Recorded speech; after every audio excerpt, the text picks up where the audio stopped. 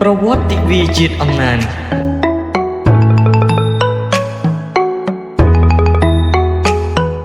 ជាបឋមខ្ញុំបាទសូមគោរពទៅដល់ឋានៈដឹកនាំលោកគ្រូអ្នកគ្រូនិងសិស្សានុសិស្សនៃសាលារៀនចំមុខរាយទាំងអស់គ្នាដែលមានវត្តមាននៅទីនេះខ្ញុំបាទឈ្មោះតារាសារណៈជាសិស្សរៀនថ្នាក់ទី6ក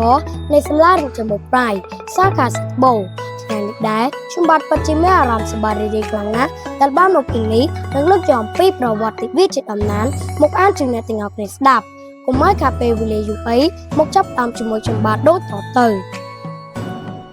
ដោយមើលឃើញពីសារៈសំខាន់បំផុតនៃដំណាននិងស្របពេលកំពុងរីកចម្រើននៃបច្ចេកវិទ្យាព្រមទាំងកំសោយនៃការអាន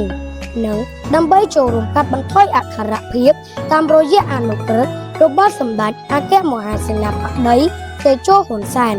អតីតនាយករដ្ឋមន្ត្រីនៃព្រះរាជាណាចក្រកម្ពុជាដែលបានចុះថ្ងៃទី14ខែកញ្ញាឆ្នាំ2015ត្រូវបានកំណត់យកថ្ងៃទី11ខែមីនាជាថ្ងៃប្រារព្ធទិវាជាតិអំណាននៃព្រះរាជាណាចក្រកម្ពុជាដើម្បីបណ្ដុះទម្លាប់អានជំរុញវប្បធម៌អានលើកកម្ពស់សមត្ថភាពអាននិងការតែងនិពន្ធរួមចំណែកការងារនិងពង្រឹងវប្បធម៌ខ្មែរការប្រារព្ធទិវាជាតិអំណាននៅថ្ងៃនេះក៏ដើម្បីរំលឹកដល់ថ្ងៃប្រសូតរបស់សម្ដេចព្រះមហាសូមេធាធិបតីជួនណាតជោតនីណៅសម្ដេចព្រះសង្ឃរាជថ្នាក់ទី1នៃគណៈមហានិកាយនៃព្រះរាជាណាចក្រកម្ពុជាដែលទ្រង់ប្រសូតនៅថ្ងៃទី11ខែមីនាឆ្នាំ1883សម្ដេចព្រះសង្ឃរាជទ្រង់សោយព្រះទីវង្គតនៅថ្ងៃទី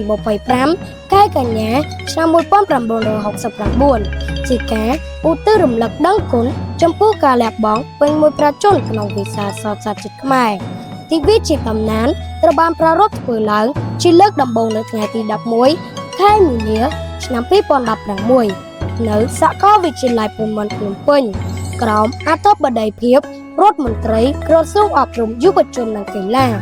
ឯកឧត្តមបណ្ឌិតសុភាចារ្យថោងជួនណារុនមានសិស្សនិស្សិតប្រមាណជាង 2000 នាក់ចូលរួមទស្សនាការតាំងពិព័រណ៍សភៅនិងស្នាដៃនិពន្ធជាច្រើនសន្ធឹកសន្ធាប់ហើយដូច្នេះហើយបានជាកម្មវិធីទិវាជាតិអំណាននេះត្រូវបានប្រារព្ធឡើងទូទាំងប្រទេសនៅថ្ងៃទី11ខែមីនាជារៀងរាល់ឆ្នាំ